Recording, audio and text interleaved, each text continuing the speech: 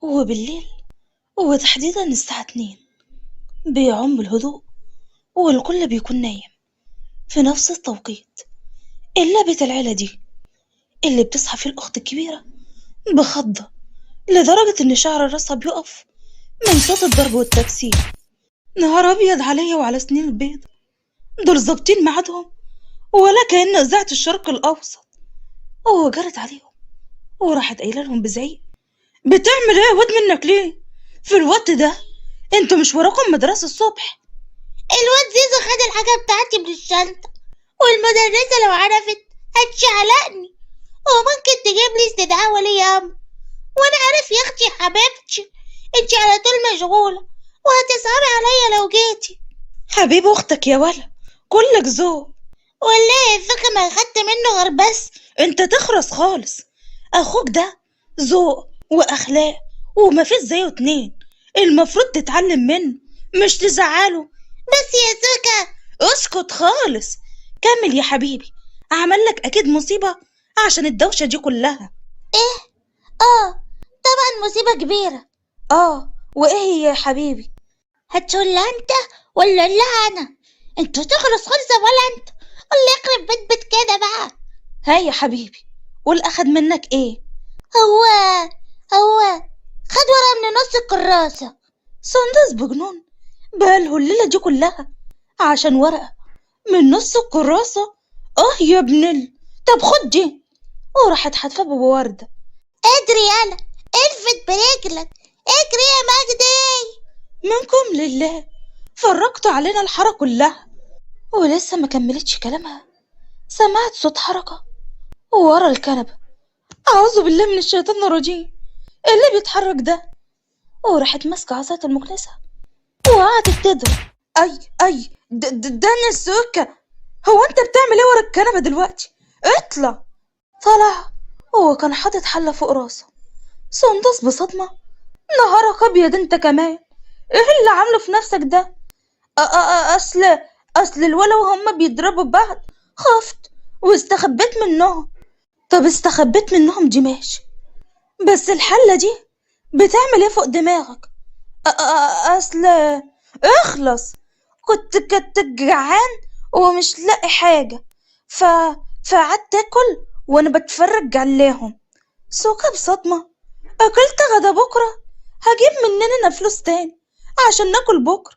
ادخل نام انت كمان بدل ما ارتكب جريمة بعد منتصف الليل وتنزل على النت في الاخبار العاجلة.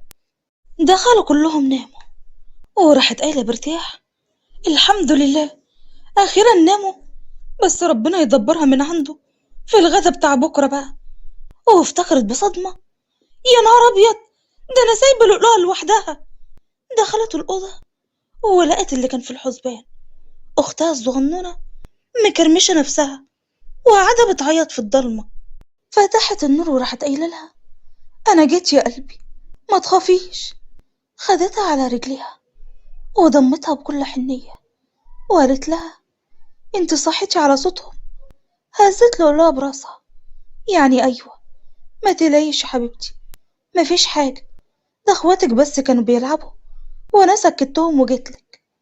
هزت برضو راسها بماشي ودقايق وكانت نايمة في حضن اختها. وراحت قايلة: يا رب الحمل تقيل قوي، ارزقني باللي يشيل الحمل معايا. وبعد ساعتين بتصحى سوكا وتجهز اخواتها للمدرسة، وطبعا ده لا يخلو من نصايحها الصباحية: انت ياض منك ليه، مالكش دعوة بحد، سامعين؟ السندوتشات تتاكل، مفهوم؟ حاضر يا سوكا، بس ممكن تعمل لنا جبنة بكرة؟ أصل بصراحة جبنا انتفاخ من كتر سندوتشات الفول.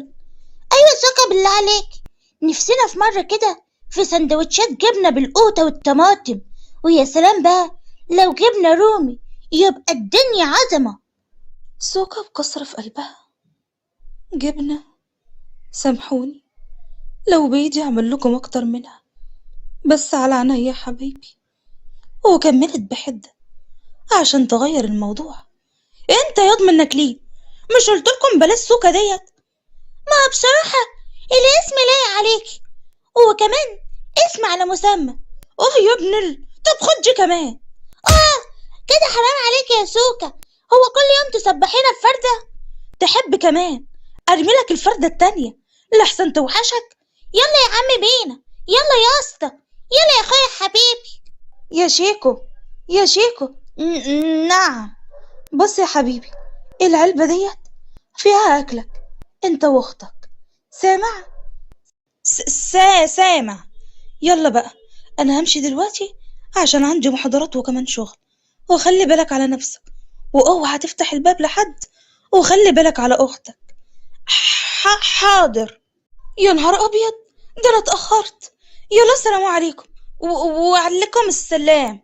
نزلت ونست تقفل الباب عليهم بالمفتاح، وبعد ساعة بيخبط الباب بطريقة مفزعة. مين؟ افتح يا وانا يا برابع لسان انت. لا مش فاتح. سكر قالت لي ما تفتحش لحد.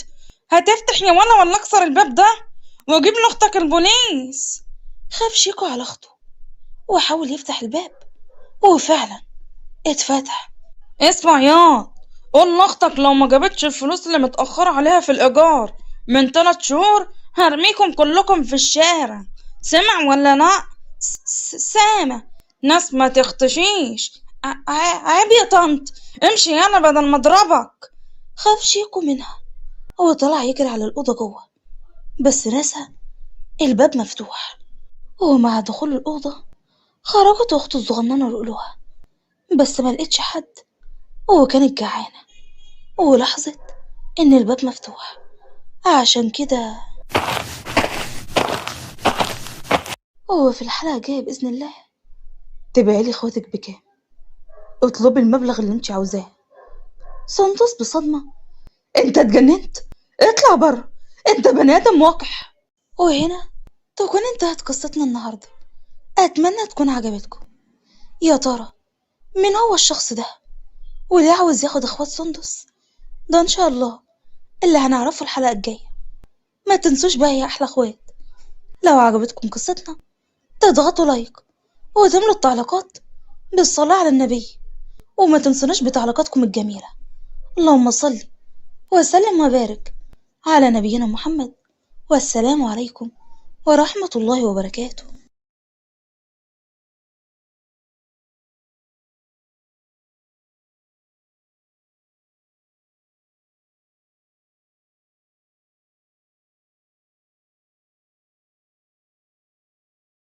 خرجت لؤلؤة للشارع، أما سندس حضرت محاضرتها وبعدين راحت على شغلها في السوبر ماركت. وبعد شوية: مالك يا سندس؟ سلامتك يا غادة. الحمد لله. أنا عارفة إنك مش عاوزة تشتكي ولا تقولي حاجة، بس أنا صاحبتك المقربة، لو حبيتي تحكي لي أي حاجة في أي وقت انتي عارفة إني هسمعك. سندس بابتسامة: ما تحرمش منك أبدا يا غادة، أنا عارفة يا حبيبتي، بس أنا عاوزاكي تدعيلي إن ربنا عز وجل يفك كربي ويشرح صدري، لأني تعبانة أوي كمان، حاسة كأن روحي مطفية بسبب إخواتي.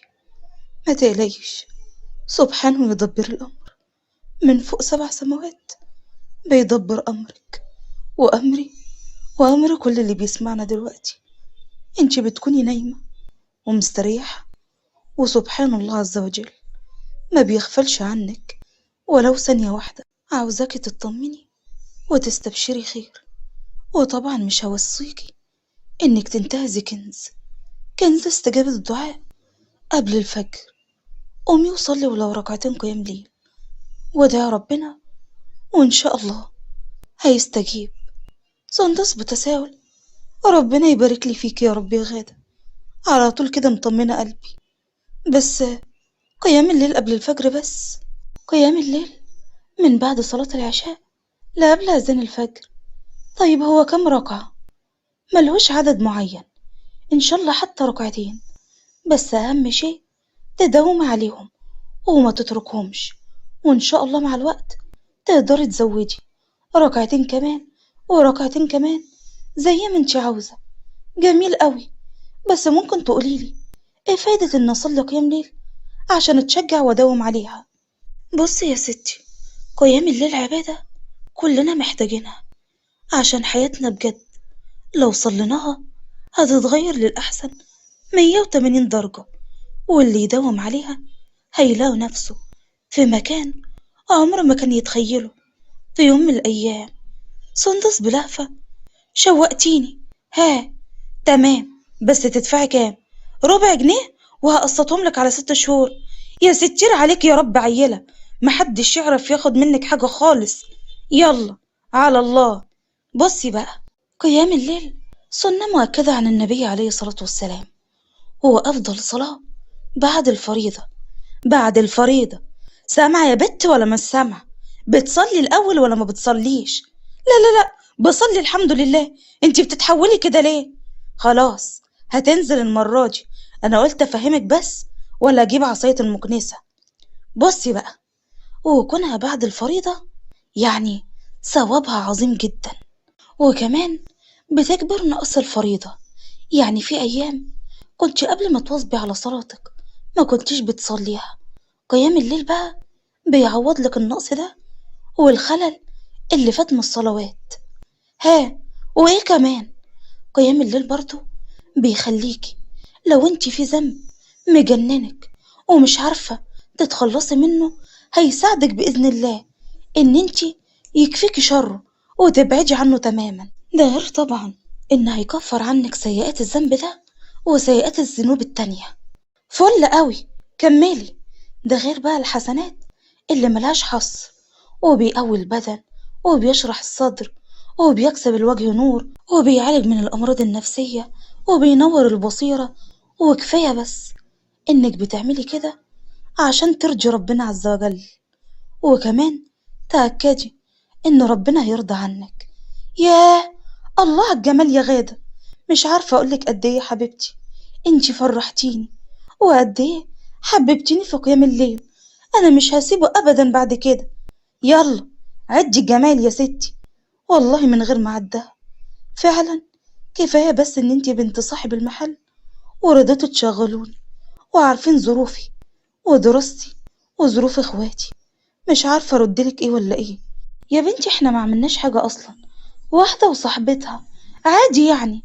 الله صحيح، قبل ما انسى، 3 علب دول بتوع البيتزا عشان صلاحيتهم بس النهاردة اخر يوم ليهم، ما حدش راضي يشتريهم بقالهم مدة. خديهم بقى وروحي بيهم البيت. سندس ببكاء: بجد شكرا يا غادة. طب شكرا دي ماشي، لكن بتعيطي ليه بقى؟ اصل كان في حد طفس جه الغدا النهارده امبارح بالليل قبل الفجر، وما كنتش عارفه هعمل ايه، بس اتوكلت على ربنا عز وجل وربنا عز وجل حلها من عنده.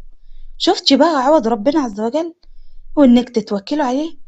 وكملت بتأكيد وانا متأكدة ان في عوض اكبر جاي ليكي قريب، وقريب قوي كمان. سندس باستغراب: مش فاهمة. وقتها تفهمي، بس قولي وسابتها ومشت وهي بتقول لنفسها: يا رب يا سندس، الرؤية اللي شفتها لك تكون من حدك ونصيبك. ايه الألغاز اللي بتقولها لي غدا ديت؟ يلا ما علينا، اما اكمل شغلي. وفي نفس التوقيت ده كانت لؤلؤة خلاص في الشارع ومشت لحد ما وقفت قدام مطعم من المطاعم الفخمة لأنها كانت جعانة. واللي لاحظ ده واحد من الزبائن اللي خرج ليها بره وقرب منها وقالها: مالك واقفة كده ليه؟ بعدت عنه بخوف وراح قايل لها: ما تخافيش، هي ماما وبابا هنا. بصت له بحزن وراحت هزت راسها بلا. طيب في حد معاكي؟ هزت راسها برضه بلا. لاحظ ان بطنها بدأت تصدر أصوات وهي بتبص على الأكل. راح قايل لها: جعانة؟ هزت راسها طيب تحبي تاكلي من الأكل ده؟ فراحت لؤلؤة وقالت له جاسر بفرحة: طيب تعالي. طلب من الجرسون إنه ينزل طلبات الأكل، واللي بدأت تاكل فيها بكل جوع وكان مستمتع بمنظرها. وبعد ساعتين رجعت سندس البيت اللي اتفاجئت بإن بابه كان مفتوح وإخواتها كلهم بيعيطوا. سندس بخوف: في إيه؟ انتوا بتعيطوا كده ليه؟ أصل مش عارفين في اللؤلؤة.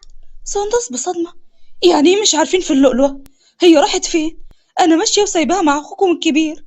سكتوا وما عرفوش يردوا. سندس بزعيق: ردوا عليا. مسكت في أخوها وقالت له: رد، إيه اللي حصل؟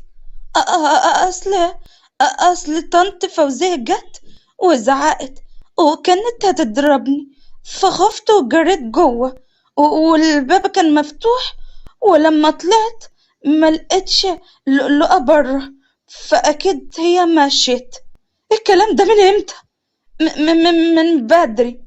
قعدت سندس من كتر الصدمة على الأرض لأنها ما قدرتش تقف على رجليها، وراحت قايلة: يا رب، يا رب رجعها لي بالسلامة يا رب. وكانت لسه هتقوم تدور عليها، اتفاجئت باللي كان بيطبطب على ظهرها. لؤلؤة خدتها في حضنها وراحت قايلة لها: حبيبتي انت كنتي فين؟ احنا كنا هنموت عليكي. قعدوا يعيطوا هما كمان واخواتها حواليها، وكان شايف المنظر ده وهو متأثر جاسر اللي قال لها: كانت معايا. سندس بمفاجأة: معاك بتعمل ايه؟ وحضرتك مين؟ وازاي دخلت هنا؟ الباب كان مفتوح ودخلت. اما انا مين؟ انا جاسر. وازاي كانت معايا؟ لانها... وحكى لها كل حاجة. انا متشكرة جدا لحضرتك، حقيقة مش عارفة اقول لك ايه. احنا رحنا تردد فينا تاني لما شفنا اختنا. لو في اي حاجة اقدر اقدمها لحضرتك جزاء المعروف اللي انت عملته فينا، انا مستعدة. سكت جاسر وراح قايلها: فيه، بس دلوقتي مش وقته. وبص لهم كلهم. سندس باستغراب: مش فاهمة حضرتك. بعدين هتفهمي، أسيبكم دلوقتي، اتفضل. مشاور بالباب بس وقف قبل ما يخرج ولف راسه ليهم وبص على البيت اللي لقاه بسيط جدا بس مليان فرحة بالرغم من بساطته. ويمر أسبوع بس جاسر مش قادر ينسى منظر الدفء ده اللي شافه في البيت البسيط، وكان بيفتقده طول عمره لأن مامته ماتت وهي بتولده، وباباه اللي كان كل وقته في شغله وسفرياته مع زوجته التانية، وكان عايش وحيد. عشان كده قرر إنه يروح للبيت السعيد ده تاني. افتح يا شيكو، شوف مين. حاضر. ازيك يا حبيبي، عامل ايه؟ الحمد لله يا عمو. مين ده يا شيكو؟ ده عمو اللي جه قبل كده. مش هتدخلوني ولا ايه؟ انا جايب لكم حاجات كتيرة قوي. هي الحاجات دي كلها لينا احنا يا عمو؟ اه يا حبيبي، ايه رأيك؟ جميلة قوي. لو عاوز تاني هجيب لك اكتر كمان. بجد حلوة قوي يا عمو. انت ولا يا بيسو، عيب كده، مالكش دعوة يا زيزو، اتفضل يا عمو. دخل جاسر بس اتفاجئت بسندسة وبالحاجات اللي جايبها، والاكتر انه دخل وقعد وكأنه مكانه. اهلا وسهلا، تؤمر بحاجة؟ هو انت نسيتيني؟ لا طبعا فاكرة حضرتك تؤمر بشيء؟ انا جيت بس اقعد معاكم شوية وجايب لكم الحاجات دي. سندس باستغراب: حضرتك تقعد مع مين؟ وبعدين مين طلب منك الحاجات دي؟ انت ناسي اننا في مكان شعبي وما يصحش اللي بتعمله ده. تدخل كده والناس تظن بيا ايه، وانت عارف ان اكيد عايشة لوحدي مع اخواتي. جاسر بلا مبالاة: مش هتفرق كتير لانهم هيكونوا زي اخواتي انا كمان وعيلتي التانية. سندس باستغراب: مش فاهمة، انت بتقول ايه؟ تاخدي كام وتديني اخواتك؟ بقولك انت بتقول ايه؟ انت اتجننت؟ انت ازاي تكلميني بالطريقة دي؟ انت مش عارفة انا مين وممكن اعمل فيك ايه؟ اوعاك تفتكر عشان احنا ناس على قدنا وان معيش حد اتحمى فيه يبقى هقولك ماشي، خد اخواتي. انا لو معايا لقمة واحدة مش هاكلها وهقسمها عليهم هما. فلوسك خليها لك، احنا الحمد لله سعادتنا بإننا نكون متجمعين حوالين بعض، مش بالحاجات اللي انت جايبها. عشان كده خد حاجتك معاك واطلع بره وما توريناش وشك تاني. جاسر بغضب: هخليكي تندمي على كلامك ده. وهنا تكون انتهت قصتنا النهاردة. أتمنى تكون عجبتكم. ما تنسوش بقى يا أحلى أخوات، لو عجبتكم قصتنا تضغطوا لايك وتملوا التعليقات بالصلاة على النبي. وبنشكركم على تعليقاتكم الجميلة اللي زي قلوبكم. اللهم صل وسلم وبارك على نبينا محمد، والسلام عليكم ورحمة الله وبركاته. دخل جاسر، بس اتفاجئت بسندسة وبالحاجات اللي جايبها، والأكتر إنه دخل وقعد وكأنه مكانه. أهلا وسهلا، تؤمر بحاجة؟ هو أنتي نسيتيني؟ لا طبعا، فاكرة حضرتك تؤمر بشيء؟ أنا جيت بس أقعد معاكم شوية وجايب لكم الحاجات دي. سندس باستغراب: حضرتك تقعد مع مين؟ وبعدين مين طلب منك الحاجات دي؟ انت ناسي اننا في مكان شعبي وما يصحش اللي بتعمله ده. تدخل كده والناس تظن بيا ايه، وانت عارف ان اكيد عايشة لوحدي مع اخواتي. جاسر بلا مبالاة: مش هتفرق كتير، لانهم هيكونوا زي اخواتي انا كمان وعيلتي التانية. سندس باستغراب: مش فاهمة انت بتقول ايه؟ تاخدي كام وتديني اخواتك؟ بقولك انت بتقول ايه؟ انت اتجننت؟ انت ازاي تكلميني بالطريقة دي؟ انت مش عارفة انا مين وممكن اعمل فيك ايه؟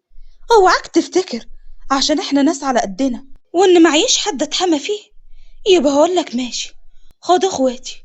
انا لو معايا لقمة واحدة مش هاكلها وهقسمها عليهم هما. فلوسك خليها لك، احنا الحمد لله سعادتنا باننا نكون متجمعين حوالين بعض، مش بالحاجات اللي انت جايبها.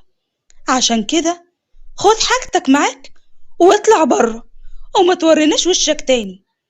جاسر بغضب: هخليكي تندمي على كلامك ده. خرج ورزع الباب وراه. اما سندس من كتر حزن ووجع قلبها قعدت على الارض وتجمع حواليها اخواتها. ما تزعليش بالله عليك يا سندس، انا اللي دخلته. انا هعد لو جه هنا تاني. الواد ده لو دخل هنا تاني انا هتربه عشان سعالك. اما لؤلؤة مسحت دموع اختها وقعدت في حضنها. سندس ببكاء: ربنا ما يحرمنيش منكم ابدا. وفي شركة جاسر: مالك؟ مش عوايدك يعني تكون في الشركة في الوقت ده؟ بلاص ان في حاجة شكلها خانقاك. هو يوم ما اكون متضايق اصطبح بخلقتك فاتضايق اكتر؟ يعني فعلا حاجة مضايقاك زي ما قلت؟ استريحت؟ طب هتقول ولا امشي؟ لا امشي. طب حس كده بقى، ربنا معاك يا صاحبي ومع السلامة. استنى. مين انا؟ اما الخيالي؟ ايوه انت. اعصابك يا عم هلاكو، بس برضو كل اذان صاغية. فاكر البنت اللي قلتلك عليها قبل كده؟ هاتلي معلومات عنها. البنت اللي اخواتها ايتام وهي بتربيهم وشقيان عليهم. ايوه هي دي. مالها؟ اصل رحت لهم النهارده و قول. شامم ريحة مصيبة جاية في السكة. انا هو حكاله جاسر كل حاجة حصلت وبدون مقدمات. ضربوا صاحبه بوكس وقع على الارض. اتصدق انك ما عندكش دم ولا حتى ريحته؟ بقى تعمل كده مع واحدة غلبانة زي دي مكسورة الجناح؟ اوعاك تفتكر يا جاسر ان كل النفوس بتتشرى بالفلوس. في نفوس غالية تمنها الحب والإخلاص والتضحية. عشان كده بحذرك ما تقربش منهم تاني، ولا أنا اللي هقفلك وقتها طالما داخل ليهم من سكة غلط. ويعدي أسبوع كمان، بس جاسر مش قادر ينسى العيلة دي ليل ولا نهار. عشان كده قرر إنه حتى لو مش قادر يكون معاهم، على الأقل يختلس نظرات ليهم. بس ده مدامش كتير بإنه يكتفي بالصغيرين، لأنه من غير ما يحس بقى أكبر فرحته إنه يشوف سندس والإعجاب بالبنوتة دي اللي أخلاقها مثالية بالنسبة له، دخل قلبه من غير ما يشعر. وفي يوم تخبط صاحبة البيت كعادتها على الباب بعنف، وتدخل تزعق لسندس قدام اخواتها. ومن كتر خوف اختهم الصغيرة لؤلؤة تطلع تجري، بس راسها بتتخبط في طرف الترابيزة ودماغها تنزف وما تتحركش من مكانها. جرت سندس على اختها ووقفت بيها قدام البيت عشان تروح المستشفى. واللي شاف المنظر ده جاسر اللي جرى عليهم بكل لهفة وخوف. في ايه؟ بس طبعا ما كانش وقته ان هي تقوله انت ولا ايه اللي جابك هنا. راحت قايله له ببكاء: اختي اختي، اركبي هوصلكم بسرعة المستشفى. سكتت سندس وما كانتش عارفة تعمل ايه، وكمل جاسر برجاء: اركبي يا سندس، اختك بتموت وما فيش وقت للتفكير. ركبوا ووصلوا المستشفى. البنت نزفت دم كتير وفصيلة دمها مش موجودة في المستشفى، ولو ما اتلحقتش خلال الدقايق اللي جاية مش عارف هقول لكم ايه. سندس ببكاء: يا رب يا رب ما توجعلي قلبي عليها، ملناش غيرك يا رب، دبرها من عندك يا مدبر الأمر. فصيلة دمها ايه يا دكتور؟ اوه، ده نفس فصيلة دمي، بس حضرتك انت مش هتستحمل كل الكمية دي تتاخد منك، وكمان ممكن يحصل لك مضاعفات. رد جاسر للدكتور وهو بيبص لسندس وقال له: المهم هي، مش مهم انا، اهم شيء تكون بخير عشان اخواتها. يعني حضرتك مستعدة تكتب الإقرار؟ مستعد. سندس بمفاجأة من كلامه وشعور غريب بيخلي قلبها يضرب بعنف أول مرة تحس بيه. إيه ده؟ بقى معقولة ده الشخص اللي قابلته قبل كده؟ أكيد أنا بحلم. ويعدي أسبوعين ويكون ميعاد خروج اللؤلؤة من المستشفى، أما جاسر يحصل له شوية مضاعفات بسبب الدم الكتير اللي اتسحب منه، ويفضل هو اللي في المستشفى. خبط الباب على اوضته وراحت قايلة: ممكن اقابل جاسر بيه؟ حاضر، ثانية واحدة. مين؟ القلب وما يريد. جاسر بفرحة: بجد؟ هي هنا؟ بجد، وعاوزة اتقابلك كمان. طب مستني ايه؟ بسرعة. سبحان مغير الأحوال، بقى هولاكو يتحول لسوسن بسبب السيكو بيكو. يلا يا عم لحسن تمشي. في ايه يا حاج، انت بتتحول في ثواني ولا ايه؟ اتفضلي. دخلت سندس وهي في قمة الإحراج وقالت له: أنا متشكرة لحضرتك جدا على الموقف اللي عملته معانا والفلوس اللي حضرتك دفعتها في المستشفى، بس هي شوية وقت إن شاء الله وهردها لحضرتك. مش هينفع تترد. مش فاهمة، لأن هيكون مفيش فرق ما بين سندس وجاسر. برضه حضرتك مش فاهمة. هجاوبك بعدين، بس اللي عاوزك تجاوبين عليه دلوقتي سؤال. اتفضل، تقبلي تتجوزيني يا سندس؟ سندس بمفاجأة: هي واخواتها؟ ها، قلتي ايه؟ بالله عليك يا سندس وافقي. أيوة يا سندس. وافق يا سندس. والمفاجأة اختهم الصغيرة اللي ما كانتش بتتكلم من مدة كبيرة اتكلمت: سندس، أنا بحب عمو جاسر وبحبك انت كمان، وعاوزاك انتوا الاتنين جوز وجوزة مع بعض عشان خاطري وافقي. سندس ببكاء ومفاجأة: انتي بتتكلمي يا لؤلؤة؟ اخواتها كمان بفرحة: وافقي يا سندس. ايه يا سندس؟ انا موافقة. هيه هيه هيه. جاسر بفرحة: طب يلا بينا على المأذون بسرعة. وده كان عاوز ربنا وقد ايه هو جميل، لأن بعد الصبر جبر. وهنا تكون انتهت قصتنا النهاردة. أتمنى تكون عجبتكم. ما تنسوش بقى يا أحلى أخوات، لو عجبتكم قصتنا تضغطوا لايك وتملوا التعليقات بالصلاة على النبي. وبنشكركم على تعليقاتكم الجميلة اللي زي قلوبكم. اللهم صل وسلم وبارك على نبينا محمد، والسلام عليكم ورحمة الله وبركاته.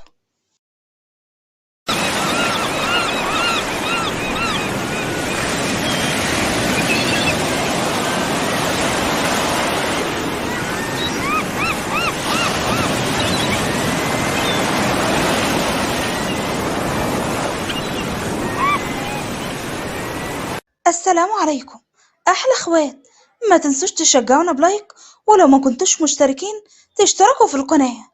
ومع دقات الساعة 2 بعد منتصف الليل بيرن الفون في التوقيت ده يوميا، مع هدوء البيت ونوم الجميع. يا سامح، أخيرا اتصلت، ده أنا بستنى اتصالك من نهاية المكالمة اللي قبلها. ما أقدرش طبعا أتأخر عن زوجتي المستقبلية. أسماء بفرحة، ما تتصورش الكلمة دي بتفرحني قد إيه. نفسي بجد يجي اليوم ده اللي تتقدم لي فيه بحق وحقيقي، وأبقى فعلا زوجتك، بس الحالية مش المستقبلية. إيه؟ أكيد طبعا. خلينا بقى في المهم، انتي عاملة إيه؟ الحمد لله. بقولك إيه، أنا عاوز نتقابل بكرة بعد ما تخلصي الكلية بتاعتك. لا أنا خايفة يا سامح، لحسن ماما وأبي تامر يعرفوا حاجة. فكك منهم، ولا هيعملوا لك أي حاجة. وبعدين هيشوفوكي فين يعني؟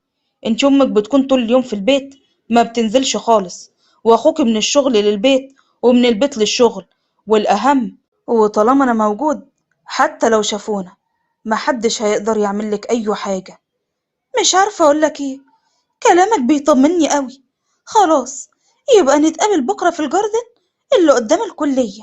وكمل أسماء وسامح مكالمتهم، وسرحت أسماء في كلام سامح اللي ما يرضيش ربنا عز وجل، وما خدتش بالها من مامتها اللي كانت قاعدة تخبط على الباب بقالها فترة. ماما، برضو كده يا أسماء؟ قلقتيني عليك يا بنتي، قاعدة أخبط من البدري وانتي ما ردتيش. ما تقلقيش يا ماما، أنا بخير الحمد لله.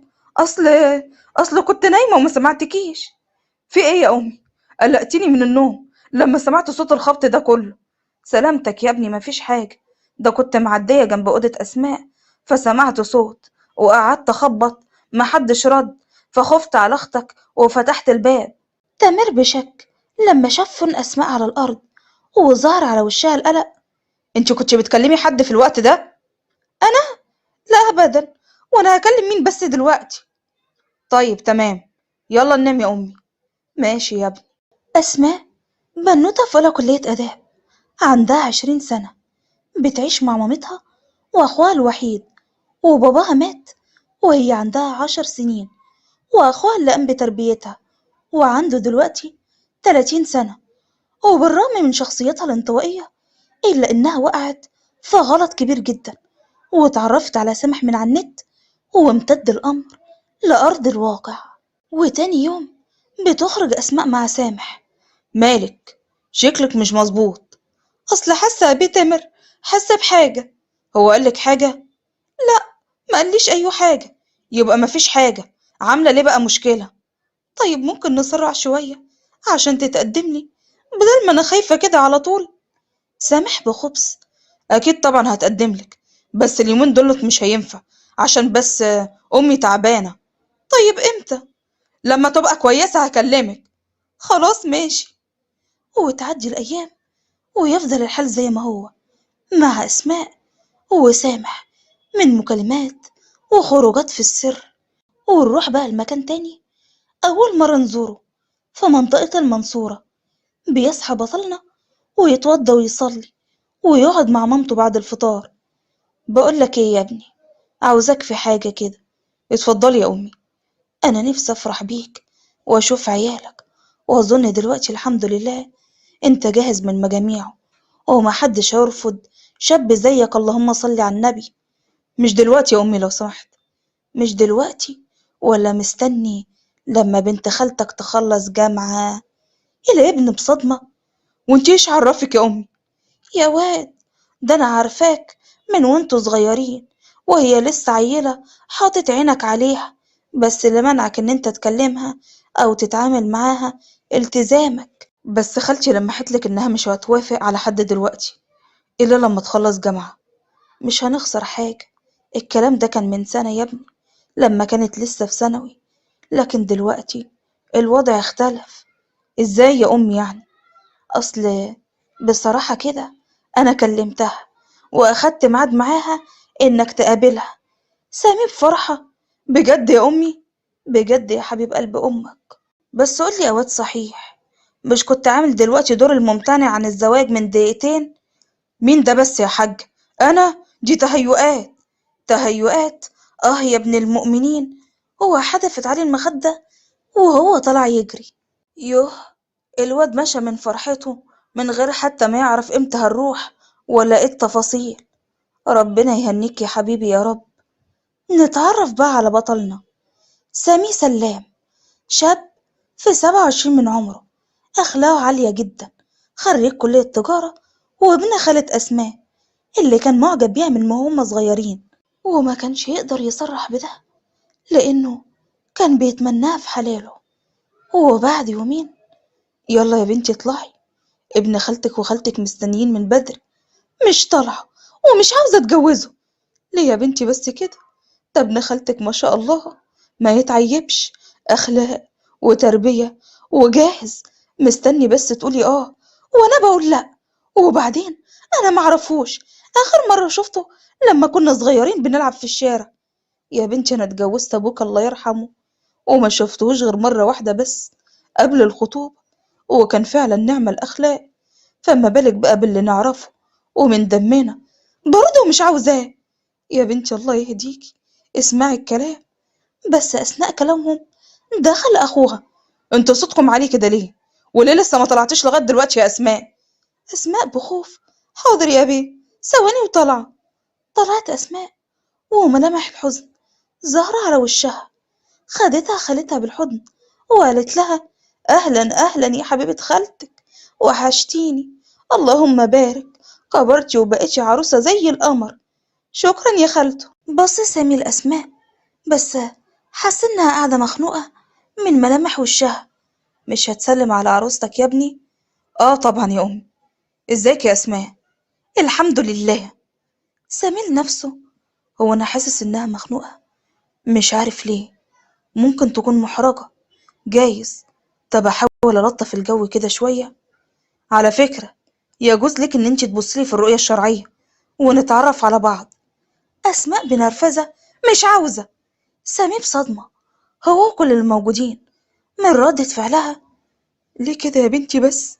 ايه الزلزال اللي عملتيها دي؟ يوه بقى. يلا يا أمي عشان نلحق نسافر. بس يا ابني ما قعدناش. معلش يا أمي يلا. ماشي سامي وقلبه مكسور من جواه. أما أسماء ما همهاش أي حاجة، بالرغم من أهلها زعقوا لها على اللي عملته. قالوا: يا سامح، قابلني بكرة ضروري. بكرة مش فاضي، خليها بعده. بقولك عاوزاك في حاجة ضروري يا سامح. خلاص، هستناك في المكان اللي بنتقابل فيه كل مرة. في ايه يا اسماء؟ جايباني ليه على ملا وشي؟ في عريس اتقدم لي. عادي، ارفضي. مش بالسهولة دي يا سامح، ده ابن خالتي واهلي كانوا طول عمرهم بيتمنوا ليا. طب اعمل ايه يعني؟ تتقدم لي يا سامح. مش فاضي اليومين دولت، بعدين يا اسماء. يعني ايه مش فاضي يا سامح؟ ويعني ايه بعدين؟ انا ممكن اضيع منك واتجوز واحد غيرك. عارف يعني ايه اتجوز واحد غيرك؟ طيب اعمل ايه يعني؟ اختي تعبانه، ازاي هسيبها في تعبها واقول لها رايح اخطب؟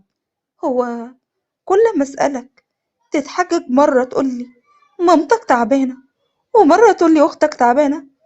ماشي يا سامح، هستناك لما يخفوا وساعتها تتقدم لي ان شاء الله. وفي نفس المكان ده بنتين واقفين بيراقبوهم. ها، صورتيهم فيديو؟ ايوه، حلوة قوي كده. احنا نبعت الفيديو ده لاخوها عشان ما تستجرأش بعد كده تقرب تاني لسامح خطيبي. ووصلت اسماء البيت، بس كانت المفاجأة مستنياها. انتي كنتي فين؟ في ايه يا بيه؟ ما انا قلت لحضرتك قبل ما انزل اني رايحة لصاحبتي عشان اخد منها حاجات الكورس. كدابة. وضربها بالقلم ووقعت على الارض من شدته. كنت عند صاحبتك ولا عند صاحبك يا هانم؟ ومسكها من شعرها وشدها منه. بقى بتستغفليني؟ وعشان كده رفضت ابن خالتك بسبب العيل ده. والله يا بيه هو وعدني انه يتجوزني وهيجي يتقدم لي. اخرسي خالص، ده لو حد يعرف ربنا وبيخاف عليكي كان دخل البيت من بابه زي ما ولاد الاصول بيعملوا. بس الحق مش عليه، الحق عليك انتي، انك سمحتيه لنفسك تعملي كده. هو نزل فيها ضرب لحد ما انهارت على الارض، وبره الباب الام قاعده تخبط: افتح يا ابني، افتح هتموت اختك. فتح تامر الباب لمامته وقال لها: البت دي ما تخرجش من اوضتها تاني، ومفيش كلية ولا روح ولا جاي. ليه بس كده يا ابني؟ ايه اللي حصل؟ حكى لها تامر كل حاجة. الأم بصدمة: نهار أبيض، ليه بس يا كده يا بنتي تفضحينا؟ ده جازت إننا وثقنا فيكي، لا حول ولا قوة إلا بالله. قفلوا عليها الباب وسابوها لوحدها. طب أعمل إيه دلوقتي؟ ولا أتصرف إزاي؟ أيوة، أنا لازم أكلم سامح وهو أكيد هينقذني ويتصرف. حاولت تتصل بيه أكتر من 20 مرة، بس يا إما يكنسل عليها أو ما يردش. وفي آخر مرة رد: أيوة يا سامح، تعال انقذني بسرعة، أخويا نزل فيها ضرب لما عرف حكايتنا. بس رد عليها رد غير متوقع: وأنا هعملك إيه يعني؟ يعني تيجي تتقدم لي حالا ونتجوز زي ما اتفقنا؟ اللي اتفق معاكي على الجواز هو اللي يجي يتقدم لك، إنما أنا عيل وبرجع في كلامي. سلام. وقفل في وشها السكة. أسماء بصدمة مش مستوعبة اللي حصل وكمية المشاعر اللي كانت محاوطة كيانها كله، بس كله اتكسر لملايين الأجزاء في لحظة واحدة. وعرفت إن اللي كانت فيه ده كانت متعة، ودلوقتي بقى ألمها مضاعف.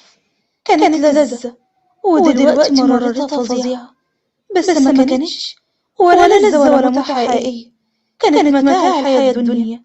كانت ظن كاذب بينخدع بالإنسان ويفتكروا إنه بيتمتع، وإن هي الطريقة المثلى للسعادة، وهي في الحقيقة أشقى الشقاء. وأما سامي قرر إن هو ينسى ويعيش حياته ويتجوز ويبعد عن أي شيء بيفكره بالأمل اللي كان حاطه في السنين اللي فاتت، وانهدم في ثواني. بس ما يأس وكان عنده حسن ظن بالله.